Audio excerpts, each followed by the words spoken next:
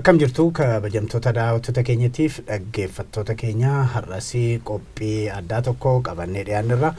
Qophii addaa har'aa keessatti Finfinnee fi filannoo dhalaalla. Dhimma kanarratti mari'achuudhaaf egaa ogeessitoota seeraa lamaan qabadhee dhiyaadheera. Isaanis obbo Abdul Jabbar Hussein akkasumas dargaggoo Ibsaa Gammadaati. Egaa silachuu baga nagaan dhuftan jedhee sududumaan gara marii keenyatti darba. Akkuma beektanii egaa dhiyeenyatti filannoon adeemsifama jedhameeti kan eegamu. Namoonni hedduu yookiin qeeqxoonni hedduu dhimmi Finfinneetii fi dhimmi filannoo kun wal qabataa kan jedhutu jira. Kanaaf egaa filannoo fi Finfinnee kan jenne mee ka'umsa fakkanoo ta'u obbo Abdul Jabbar Hussein Finfinneeti akkamitti ibsita? Galatoomi dajanee Finfinneen magaalaa Oromooti jenneeti kana. Finfinneen seenaa keessatti bakka yeroo jalqabaati fi ilmaan Oromoo gabrummaa jalatti itti kufaniin beekama. Sirna Minilik yeroo jalqaba Oromoo qabatu Finfinneerraa uummanni Oromoo kan qabame achirraa jalqabeeti aadaa Oromoo irratti dhiibbaan, achirraa jalqabeeti lafa Oromoo irratti dhiibbaan, achirraa jalqabeeti qabeenya uumamaan Oromoon qabu akka ittiin fayyadamne dhiibbaan gochaa kan ture.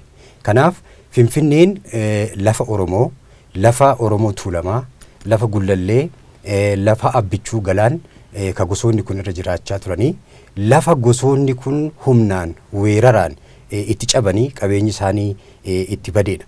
Uummanni kun uummata aslii lafa kanarra jiraatan indigenous people jedhanii uummanni Oromoo yeroo san lafa kanarraa buqqa'ee mirga sadarkaa idil addunyaatti beekamu International Convention on Indigenous People jedhanii kan gaafatan mirga qabu. Mirgi kun maali? Mirga kana keessaa tokko mirga hiree ofii murteeffachuu Finfinnee irratti kan qabu jechuudha.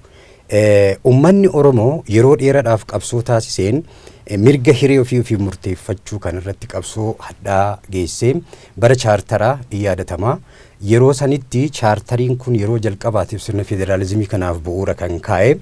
Achi keessatti labsii 7 bara 1987 keessatti Finfinneen define taatee jirti. Akkamitti define taatee akka naannoo 14tti. Bal'inni yeroo san Finfinneen naannoo 14 taatee sirna dargii irraa gamana darbiitiin ni beekama jechuudha.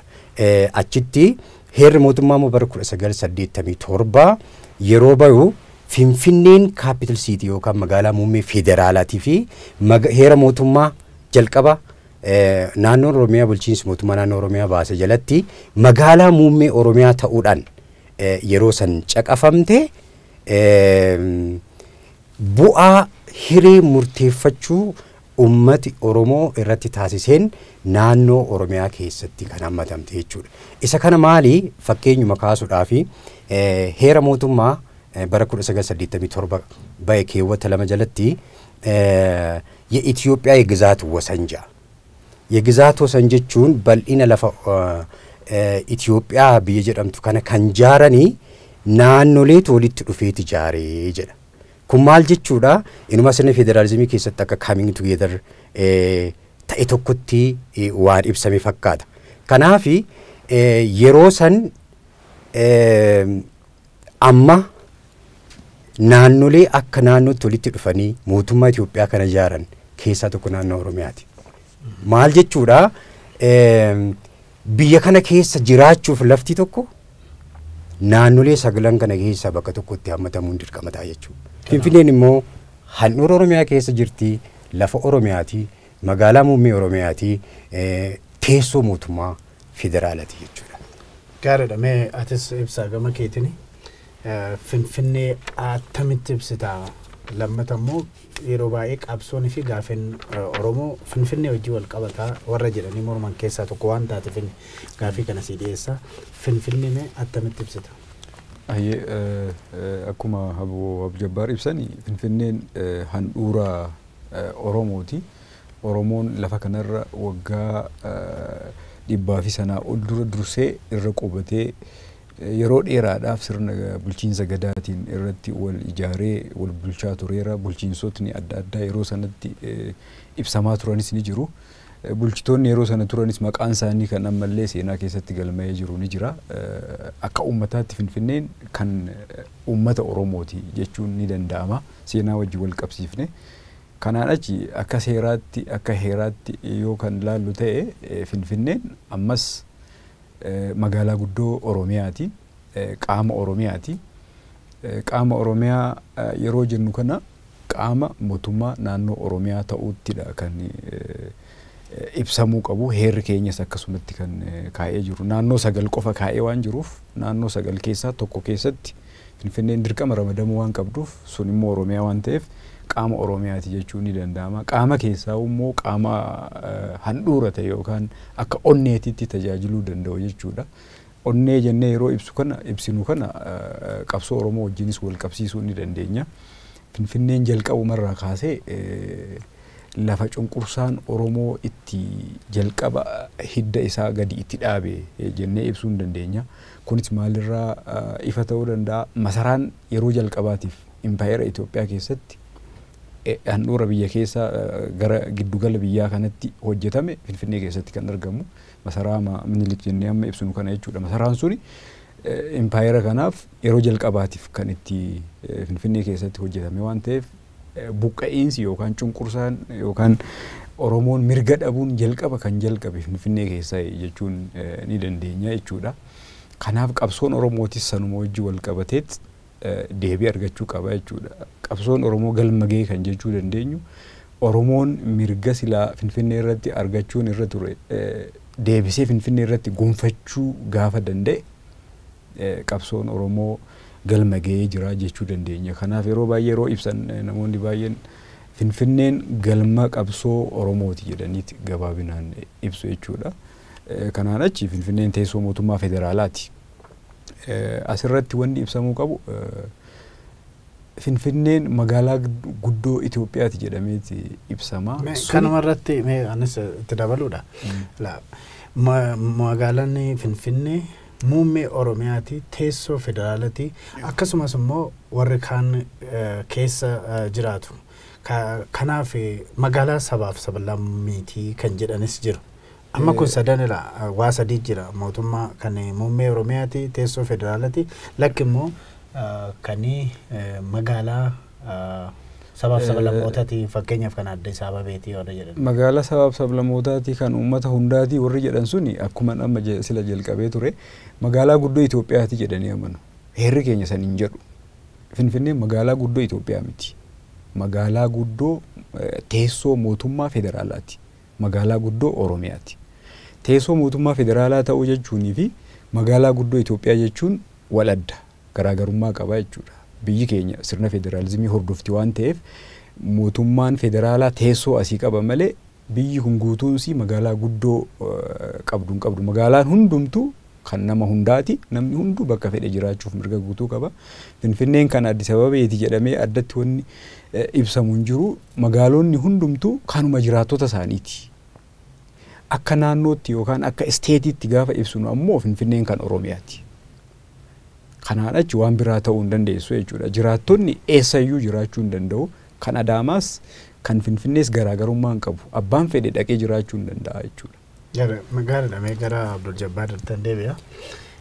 Yeroo baay'ee yeroo barreessitu waan itti fayyadamtu tokkotu jira. Biyya addunyaa irratti magaalaa muummee ofiin bulchine yookiin immoo biyyi sun hin bulchine tokko Finfinneedha jetta. Amma magaalaa muummee Oromiyaati kan federaalaati jedhu sanaan wal qabsiifte kun maal jechuu keeti? By the way amma obbo Ibsaan kaasanii jiru. Magaalaan tuni magaalaan Finfinnee teessoo mootummaa federaalaati jechuun mirga abbaa biyyummaa Oromiyaan Finfinnee irratti qabdu ni daangeessa moo hin daangessu. Sabaaf sablamnoonni as Finfinnee keessa jiraachuun isaanii mirga abbaa biyyummaa Oromiyaan magaalaa tana irratti qabdu ni daangeessa moo hin daangessu. Finfinneen itti gaafatamummaanis mootummaa federaalaati jedhamee keewwata 49 jalatti kan tumame kun mirga abbaa biyyummaa Oromoon Finfinnee irratti qabu kan hin hambisu gaafii jedhu. Waa'ee magaalaa muummee teessoo federaalaa kan jedhu addunyaa kanarrattu akkaataa mootummaaleen federaalaa magaalaa teessoo isaanii yookaan muummee isaanii itti hundeeffatan gosa sadeen tokkotu jira.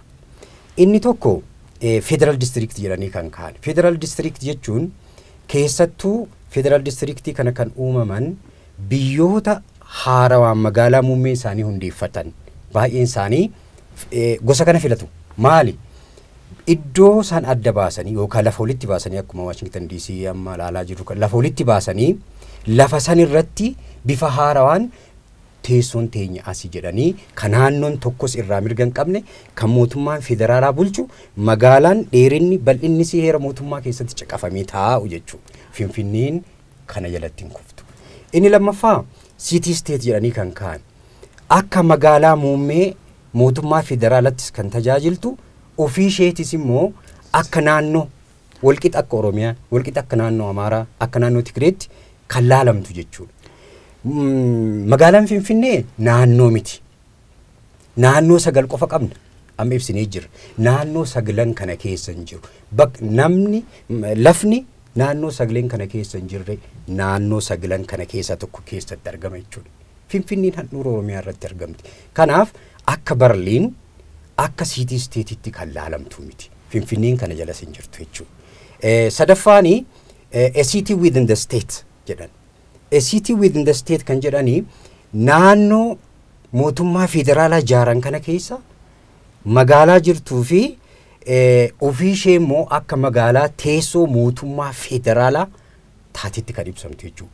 Finfinneen kana keessatti kan kuftu. Magaalaa akkanaa irratti eenyutu aangoo qaba? Mootummaa naannoo magaalattiin keessa jirtu. Eenyu seera irratti baasaa? Mootummaa magaalattiin keessa jirtu. Eenyutu poolisii irratti gurmeessaa? Magaalaa naannoo magaalaan sun keessa jirtu jechuudha. Finfinneen Oromiyaa keessa jirti. Aangoo seera baasuu, aangoo raawwachiisuu, aangoo abbaa seerummaa kan qabu mootummaa naannoo Oromiyaati. Amma san argaa jirraa? Argaa hin jirru jechuudha. So magaalaa teessoo mootummaa federaalaa ta'uun Finfinnee mirga abbaa biyyummaa Oromoon Finfinnee irratti qabu kana hambisuu miti jechuudha. Kanaaf Oromiyaan magaalaa muummee isaa hin bulchine kan jedhu irraa kaateti kan biyya addunyaa irratti. Kanaaf aangoo seera baasuus dabarsanii federaalaaf kennuu jiran.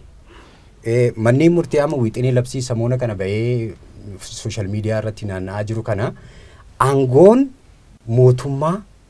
mootummaalee leevilii 2 qofatu jira biyya kana keessatti by the way. Mootummaa federaalaa fi mootummaa naannooti. Akka biyyoota biraa leeviliin 3 hin jiru mootummaan.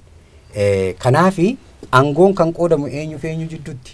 Mootummaa federaalaatii fi mootummaa naannoo jidduutti. Magaalaa takka naannoo tokko keessaa ol luqqisanii seera irratti baasuun, seera irratti raawwachiisuun aangoo abbaa seerummaa irratti qabaachuun hin danda'amu jechuudha.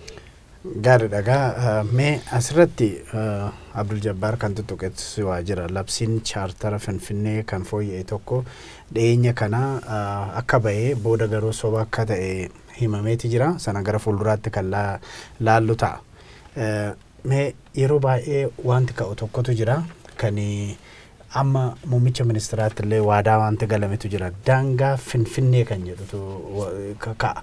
Yeroo baay'ee namoonni seeroo yaada kennanii daangaan Finfinnee kun yaa beekamu kan jedhu jira. Mee daangaa Finfinnee jechuun maal jechuudha? Attamitti ibsama?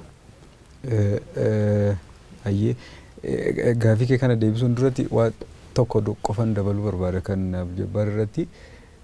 Itoophiyaa keessatti yookaan biyyuma addunyaa kana keessatti isteetiin yookaan mootummaan magaalaa guddoo ofii hin bulfanne Oromiyaa qofa akka ta'edha.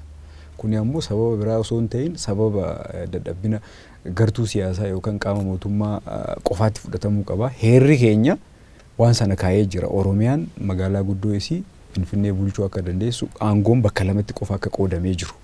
Federaalaa fi isteetii gidduutti. Kun rakkoo guddaadha. Kun addunyaa keessaayyuu akka exceptionitti kan qabudha jedheetiin yaada. Kanaan wal qabatee chaartara dhiyoo kana bahee jedhamee bulchiinsi magaalichaas haaleen wal qabatee akkasumas daangaadhaanis wal qabatee wanti ibsamu Daangaa yeroo jedhamu kana namoonni baay'een dogoggoraan hubachuun ni jira. Daangaa Oromiyaa fi Finfinneetti fudhachuutu jira. Kuni gonkumaa dogoggoradha. Akkuma sila ibsaa turre Oromiyaanuu Finfinneenu Oromiyaadha mataa isiitiin. Kanaaf daangaan Finfinnee fi Oromiyaa gidduu jiraachuu hin danda'u. Daangaan nuti jechaa jirru Finfinneen mirga ofiin of bulchuu sadarkaa naannootii gaditti ta'e heeraan kan qabdu waan qabduuf lafa tokko akkuma barbaadan fuudhanii Finfinnee jala galchuun balaa mataasaa kan qabudha. Kanaan duras kan argaa turre waan ta'eef callifameetuma akka feeteedhaan babal'achuu hin danda'u, daangeffamuu qaba jechuudha. Daangaan kuni daangaa keessoo Oromiyaati jennee fudhachuu ni dandeenya. Akkuma fakkeenyaaf bulchiinsi magaalaa Duukamii fi Bishooftuu daangaa qabu. Tokko kan biraa keessa seenee kondominiyeemii ijaaree jiraattota isaatiif kennuu hin danda'u.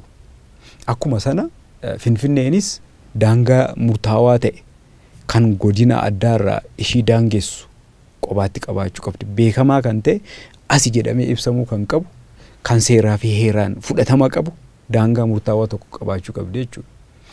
Wanti argaa jirru qabatamaadhaan daangaan Finfinnee jedhamee beekamu jiru akkanumatti deemti. Wannoon qabu ooyiruu qonnaan bulaa keessatti kondominiyeemiin ijaarama. Asiidhaa fi haamama, asii immoo kondominiyeemiitu ijaarama. Kuni waanuma abbaa hin qabne tokko wayiitti akkuma barbaadanitti itti bal'ifachuu wayii tokkotu mul'ata.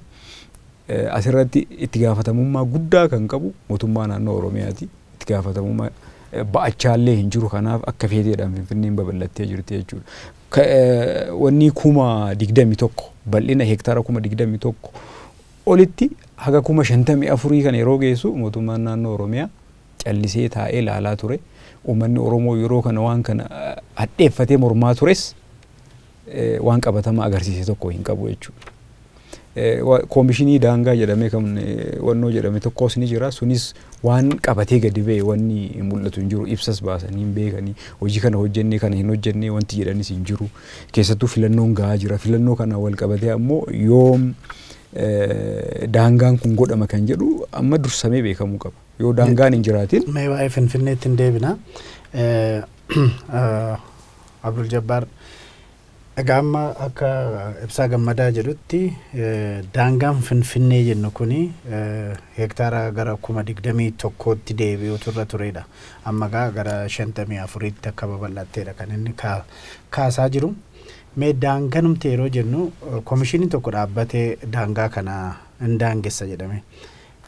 Yeroo tokko yeroo hubatamu garuma 21,000tti yeroo gadi deebi'u daangaa Finfinnee fi Oromiyaa kan jedhu jira. Kaan immoo daangaa Finfinnee fi immoo bulchiinsa naannoo Finfinnee kan jedhu jira. Namoonni kaan immoo lakkii daangaa miti daangaa bulchiinsaati malee kan jedhantu jira. Mee kana akkamitti hubatta? Galatoomii jajanii kuni waan nama kofalsiisu maaliif nama kofalsiisan jedhee maddi aangoo biyya kanaa heera mootummaati. Heera mootummaattu aangoo mootummaa federaalaatiifis kenna, mootummaalee naannootiifis kenna. Mootummaan federaalaa lafa hin qabu jenneerra. Lafa naannolee walitti fidaniin kan ijaaramudha. Inumaayyuu heerri mootummaa maal jedha? Naannoleen 9 ijaaramanii jiru. Naannoon inni biraa mootummaa naannoo ijaarachuu barbaadu yeroo kamittuu ijaarachuu danda'a jedhee waan tumeef har'a uummanni Sidaamaa naannoo fi hundeeffachuuf deema jechuudha. Kanaaf heera mootummaa fixee jira jechuudha. Heera mootummaa aangoon bifaan qoodame malee lafaan hin qoodame. Federaalli bakkuma barbaade dhaqee fudhatee lafti tun tiyya jechuu hin danda'u. Lafti kan naannoleeti. Asirratti kan naannolee haa ta'uuti. Amma daanganumti akkaatti tibsan kanatu nama baay'ee. Kanaaf hin deemu jira. Kanaafi caasaalee erga naannoo ta'e Finfinneen amma naannoo Oromiyaa keessatti jirti miti.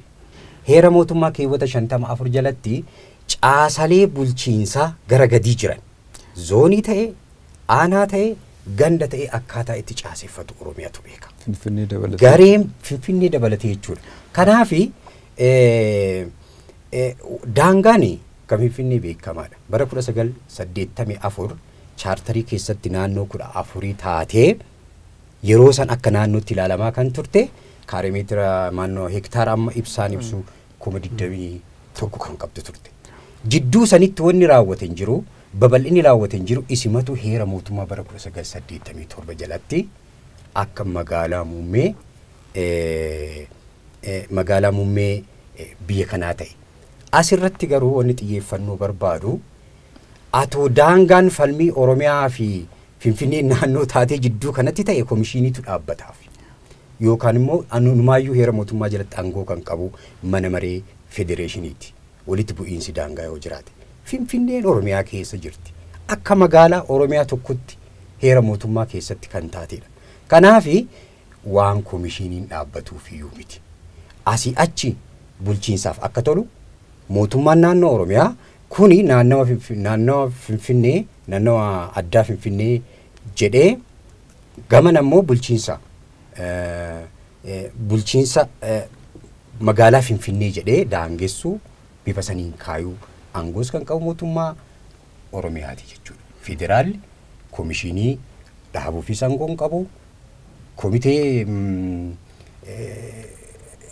wayis dhaabuufis aangoon qabu. Dhimma keessoo Oromiyaati jechuudha. Kuni dhimma keessoo Oromiyaati. Dhimma caasaa keessoo Oromiyaa. Kanaaf mee addaan nu baasii ibsa akka nama seeraa tokkootti bulchiinsa daangatii fi daangaa bulchiinsatii fi daangaa kan jedhu kan amma Finfinnee fi naannoo Finfinnee godinoota addaa jiran kana kan jiru bulchiinsa daangaaf bulchiinsati immoo daangaadha. Kun maal jechuudha? Muummichi ministeeraa daangaa bulchiinsatii jedhanii kan ka'aa turan even kanuma naannoo kanaayyuu daangaa bulchiinsatii yaastadaadar wasannoo jedhanii ibsaa turanii. Akka heera keenyaatitti garuu sun akkasii miti. Naannoleen sagalan kuni daangaa mataa isaanii qabu. Naannolee sagal bakka itti wal daangessan bakka naannoon tokko itti dhumee kan biraa itti eegalu qaba. Kan Finfinnee wajjin wal qabsiifnee gaafa laallu garuu kun daangaa miti. Dhimma daangaa bulchiinsaa keessoo Oromiyaati. Keessoo Oromiyaa maaliif jenna? Finfinneen Oromiyaa waan taateef, magaalaa guddoo Oromiyaa waan taateef. Kanaaf akkasitti hubatamuu qaba jedhee yaada. Gaariidha meeqa amma marii kana deemsisaa jirru Finfinnee fi filannoo kan jedhudha. Baay'een namaa sin dabalatee gaafin Finfinnee filannoo dura deebi'utu irra jiraataa jedhanii kan kaasan jiru. Kuni maaliifi dhuguma immoo gaafin Finfinneetii fi filannoo wal qabachuutu irra jiraata? Amma gaafin filannoo fi Finfinnee wal qabachuun dirqama. Amma akka ilaalaa jirutti Finfinneen akkuma barbaaddetti bal'achaa jirti. Amma ganama kana ogguun dhufu Tullu Diimtuu irratti reeklamiin guddaa dhaabbate bagaa nagayaan gara kutaa magaalaa Qaalittiitti dhuftanii jedha. Inni kun koyyeeffachee kan ijoolleen Oromoo kumaatamaan irratti wareegamanidha. Baay'ee Finfinneen akka salphaatti ilaalamuu kan qabu. Kanaafi filannoo namni garanatti filachuu qabamoo garanatti filannu bulchiinsaaf akka tolu servisii jiruun akka tolu daangummaan duraanii taa'e sun heeraan taa'e sun asiidha jedhameetuma dubbachuu barbaachisa malee amma dhaqee magaalaan Finfinnee achi bal'atee filannoonis gaafa dhufe asitti falmii amma magaalaa kana keessa jiru wal qabatee qajeellotti adda bayee filannoon duratti dhimma deebii argachuu qabu. Kana qofaa miti baay'ee bajanni biyya kanaa kan ramadamu bu'uura baay'ina uummata ati qabduuni. Har'a kutaaleen magaalan arfaniin olitti deemanii dabalaman kun hundi keessa baay'ina uummata. Akkas taananii fakkeenyaa fi Oromiyaarraa godina addaarraa baay'ee gara Finfinneetti dabalanii baay'inni uummata Oromoo kan filannoo irratti hirmaatu Finfinnee irratti hin dabala. Hin dabala bajanni sangasuma Oromiyaa irraa xinnaata jechuudha. Rakkoo dabalataas qaba. Baay'inni uummata silaa filannoo nama fe'e filachuu qabu sun dimoogiraafii bulchiinsa magaalaa Finfinnee keessa jiru wal qabatee haala jiruun biyyuma isaanii iddoo heerri isaanii murteessee irratti filannoo kana geggeessu. Hiree ofii murteeffachuu wajjin illee wal qabata. Magaalaan guddoon tiyya hagana bal'attii jedhee murteeffachuudhaaf kan qabu kan mirga qabu eenyu waan jedhullee ilaalamuu qaba. Maaliif mirga hiree ofii murteeffachuu yoo jennu magaalaa guddoos hammachuu qaba jedheen amana. Kanaaf magaalaan guddoon tiyya kaaree wanni hektaara 21,000 bal'achuu qabdi immoo 54,000 kan jedhu kana murteeffachuuf kan aangoo itti qabu Oromiyaa ta'uu qaba jedhee nama naan. Mee amma akka nama siyaasaa yoo taate fakkeenyaaf miseensota APP isaa ta'u DP isaa ta'u Finfinnee kana keessatti Oromoon baay'inaan Finfinnee keessa waan hin jirree fi naannoo ishee sana kan jirtu gara Finfinneetti deebifnee filannoo irratti sagalee guddaa argannee Finfinnee irratti mo'uu dandeenya kan jedhu yoo akka nama siyaasaa tokkotti akkasitti yaadanu. Akka nama siyaasaatti yoo yaadnu rakkoon Oromootti dhufe jalqabni isaa handhuurri isaa Finfinnee walakkaa irraa eegaleeti. Akkasitti bal'ifataa dhufe. Waanuma siyaasaa EPP wajjin wal qabatee deemu kana yoo laallu eenyuuf akka inni advaanteejii kennu warra gamaa biraarraayis warra keenyarraayis dhagahaa jirra jechuudha. Advaanteejii eenyu akka inni eegu. Kuni waanuma wal nama falmisiisuu miti. Akkasitti bal'ifamee deemama taanaan advaanteejii kan inni kennu uummata Oromootiif osoo hin taane warra siyaasaa maali wanni leexaa hordofan yookaan unitarist warra jedhamaniif advaanteejii sana kan eegu malee Oromoodhaaf kan eegu ta'uu hin danda'u. Finfinnee daangaa jirtu keessatti mirga Oromoo irratti kabachiisanii daangaa sanaa alatti ammoo akkuma dura tureetti itti fufuun barbaachisaadha. Gaariidha ibsa. Gaaffiin Finfinnee filannoo dura deebi'uun akka irra jiraatudha. Abdul Jabbaaris kan dubbataa jiru. Atillee sanuma barreessite yeroo baay'ee. Garuu namoonni tokko kan jedhan immoo gaaffii Finfinnee kana deebisuu dura heera mootummaa fooyyessuutu barbaachisaa. Kanatu warra aangoorra jiru rakkise. Kanaaf yoo sana tuqan immoo heera mootummaa kana warra sirna federaalizimii kana hin barbaanne isaaniif karaa banuudha kan jedhutu jira. Ta'ee kanarratti maal? Kun yaadni isaanii kun dhugaa miti. Gaaffii Finfinneedhaan wal qabatee jiru deebisuudhaaf heera fooyyessuu wanti gaafatu wanti amma nama sardu hin jiru. Nuti qorannoo waa'ee Finfinnee kanarratti sadi taanee Abdul Jabbaaris dabalatee qorannoo gaggeessaa turre dhimma Finfinneedhaan wal qabatu kanarratti akka amma jiru kanatti akka heera amma jiru kanaatitti Oromiyaan mirga Finfinnee irratti qabdu kabachiisuun ni danda'ama. Aangoon akkuma duraan jechaa turre federaalaa fi naannolee gidduutti qoodamee jira. Kanaan ala kan jiru hin jiru. Caasaan leevalii 3 qabu yookaan 4 qabu biyya keenya keessa hin jiru. Leevalii 2 qofa jira federaalaa fi naannoo jechuudha. Kanaaf Finfinneen Oromiyaa keessatti hammatamte jechuudha. Keewwata 49 jalatti wanti ibsame ni jira. Keewwanni 49 kuni teessoo mootummaa federaalaa eenyu akka taate waan ibsuudha. Waan tokko ibsuudhaaf explanatory waan ta'e wayii Finfinnee ta'uu isii ibsa malee achi jalatti keewwatoota xixiqqaa jiran sana akka malee bal'ifnee akka waan Finfinneen naannoo of dandeesse taateetti ofiin of bulchite yeroo jennu kan akka naannoo taateetti fudhachuun dogoggora guddaadha. Kanaaf heera fooyyessuu osoo hin gaafatin wanti Finfinnee wajjin wal qabatu keessattuu wanti daangaa fi afaan Oromoo deebi'uu ni danda'a. Akkamitti deebi'a? Heera fooyyessuu hin gaafatu. Finfinneen magaalaa guddoo Oromiyaati. Afaan hojii Oromiyaa afaan Oromooti. Kanaafuu afaan Oromoo afaan Finfinnee gochuudhaaf chaartaruma Finfinnee fooyyessuu qofa gaafata jechuudha. Daangaadhaan wal qabatee ammas suni waanuma chaartara fooyyessuus gaafatu miti, waan heera fooyyessuus gaafatu miti. Inumaayyuu filannoo kana wajjin akka malee wal qabata. Sababni wal qabatuuf maali? Filannoon ji'a gaditti hafaa jira amma irra jirru kanatti. Yeroo kana keessatti galmeen kaadhimamtootaa ni gaggeeffama. Galmeen filattootaa ni gaggeeffama. Galmee filattootaa fi kaadhimamtootaa yeroo godhu boordiin biyyaalessaa Finfinnee hamma eessaatitti jedhee qabata. Eessa daangaanis. Godinni addaa hoo eessa? Godina addaa fi Finfinnee eessarratti adda baaseeti filannoo gaggeessuu danda'a. Kun hedduu nama rakkisa jechuudha. Kanaaf dursa. Inumaayyuu maal ta'uuf deema jechuudha. Filannoo bara kana godhamu kana akka ragaatti fudhatanii ammas dhimma Finfinnee kana ittiin falmuudhaaf fakkeenyaaf bakkoota baadiyyaa ta'an akka Koyyee Facee kana keessatti isaan bara kanayyuu Finfinnee jalatti filannoo gaggeessanii jedhanii akka yeroo biraa akka ragaatti dhiyeeffataniif haala mijeessuu yoo ta'e malee filannoo kanaan duratti daangaa sirreessuu ni danda'ama. Chaartara osoo hin fooyyessin heera mootummaa Oromiyaas kan federaalaas osoo hin fooyyessin daangaa bakka jirutti deebisuu ni danda'ama. Wanti daangessu kana jiru jechuudha. Mee Abdul Jabbaar akka ogeessa seeraa tokkotti amma mootummaan kuni duraanii kan Ihaadig ture gara EPP yookiin PPT jijjiiramaati jira. Mootummaa otoo hin taane paartiin biyya kana bulchuu jechaadha. Kan mo'atee mootummaa hundeesse. Gaaffilee Oromoo Finfinnee dabalatee jechaadha. Paartii kana jalattanii deebisaa kan jedhutu jira. Kana wanta mul'ata. Keessattuu amma falmiin Finfinnee magaalaa Finfinnee irratti taasifamu kun intarastii sadiitu jira. Intarastiin kuni tokko teessoo magaalaa mootummaa federaalaa ta'uunsi mootummaan federaalaa asirraa intarastiin qabu jechuu miti. Inni kun garuu maal jechaa jirra mirga abbaa biyyummaa Oromoo magaalaa kana irratti qabuun tuquudha.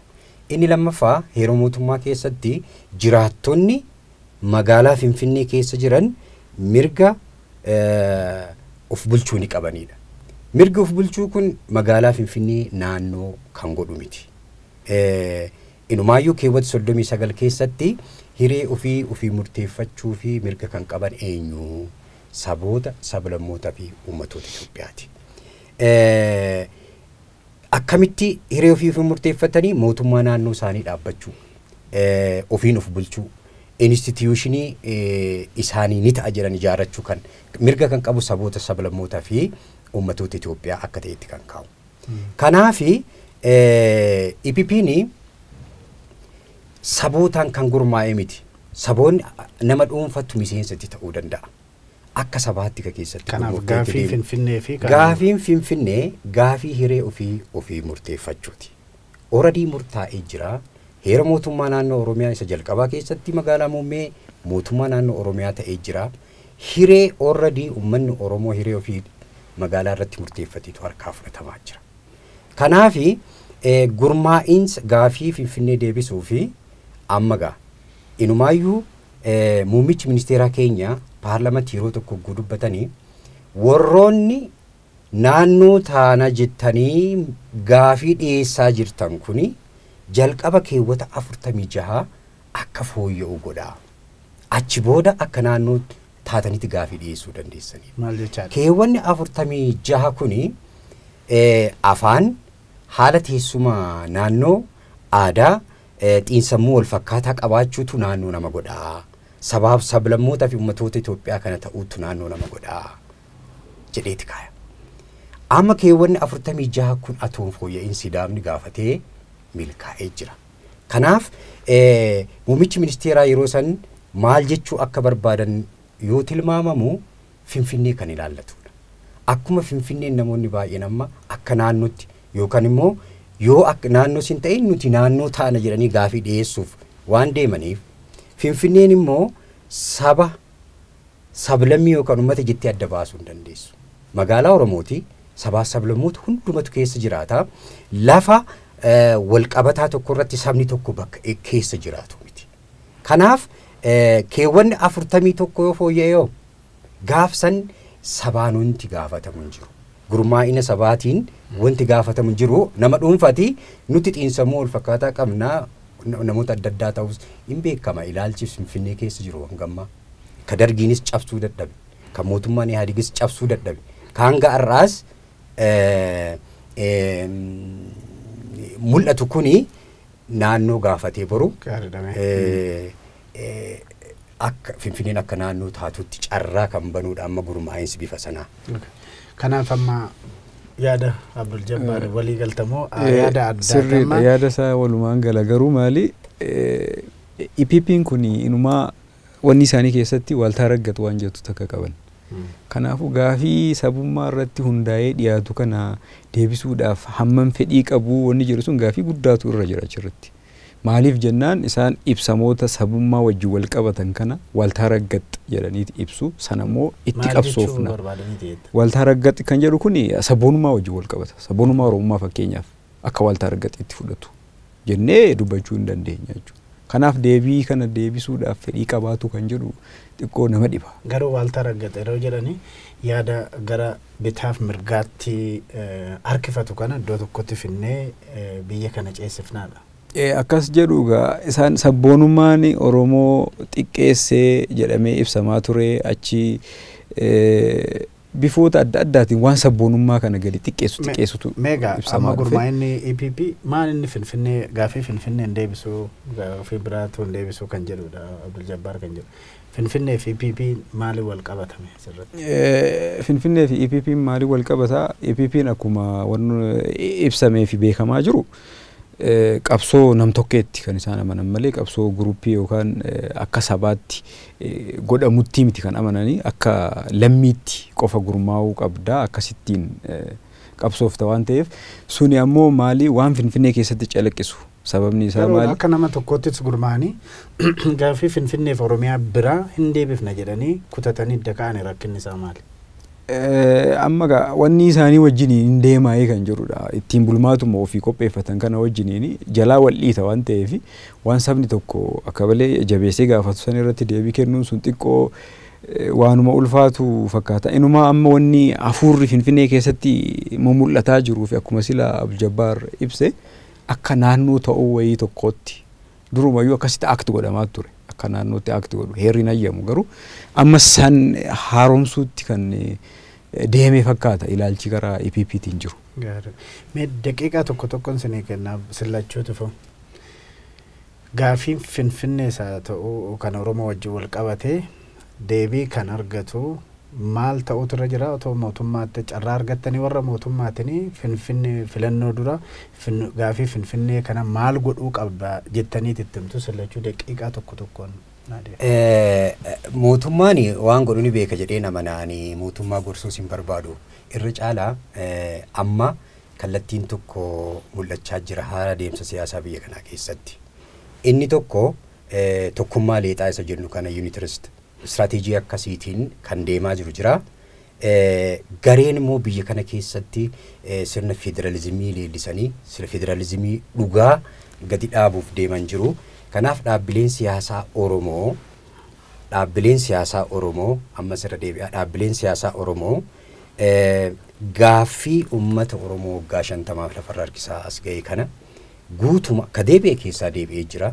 Kan deebi'iin guutumaa guututti deebisuuf gurmaa'insa qabsoo armaan dura mirga hiree ofii fi murteeffachuuf gochaa jiru san bakkaan ga'uuf walitti dhufanii tumsa tokko tolfatanii as ba'anii filannoo kanarratti gaafii uummata Oromoo hundeedhaan deebisuuf qophaa'anii as bahuu qabaniin dhaamsa dabarsaa gara.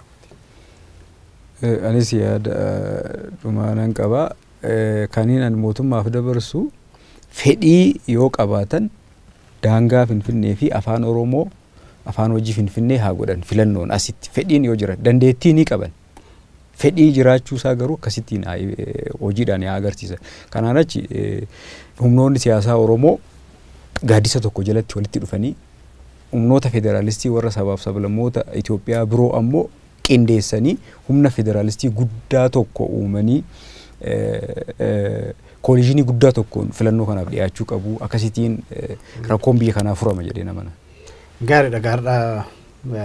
Yeroo hin qabnu nu daangesseera. Egaa sinis stuudiyoo keenyatti deebitanii dhuftanii gara fuulduraatti namoonni baay'een referendamii filannoon fuuldura keenyatti adeemsifamu kanuu referendamii ta'uu qaba. Warra sinammaa tokkummaa leexaa jettanii fi warra federaalistoota deeggaruu irratti federalizimiidha fi warra federalizimiin deeggarree gidduutti referendamiidha kan jedhanis jiru. Egaa yeroo har'a nu daangessee irratti haasa'uu hin dandeenye kaan biraas immoo dhaabbileen siyaasaa Oromoo Finfinnee dabalatee waan Oromoodhaaf qabatanii Finfinnee filannoo kanaa fi qabatanii bahanii uummata ibsanidha. Gara biraatiin immoo gaaddisni Oromoos filannoo kanaa wal qabate maal yaadaa jira kan jedhu qabatanii haa dhiyaatu kan jedha yaadonni jiru. Egaa yeroo biraa immoo itti deebinee dhimma Finfinnee fi filannoo akkasumas filannoof immoo siyaasa biyya kanaa kan ilaalu kan irratti mari'annu ta'a. Hedduu galatoomaan siniin jedha. Egaa kabajamtoota daawwattoota keenya ta'e dhaggeeffattoota keenya har'aa Finfinnee fi filannoo mata duree jedhuun qopheessinee kanarraa kanuma irratti raawwannaa. Abdul Jabbaar Huseen fi Ibsaa Gammadaa ogeeyyii seeraati lachuuyyuu hedduu galatoomaan jedha. Egaa ammaatti kan isin wajjin ture Dajanee Guutamaati gama teeknikaatiin UL bal'inaa ture qophii biraatiin walitti deebina nagaan nu tura.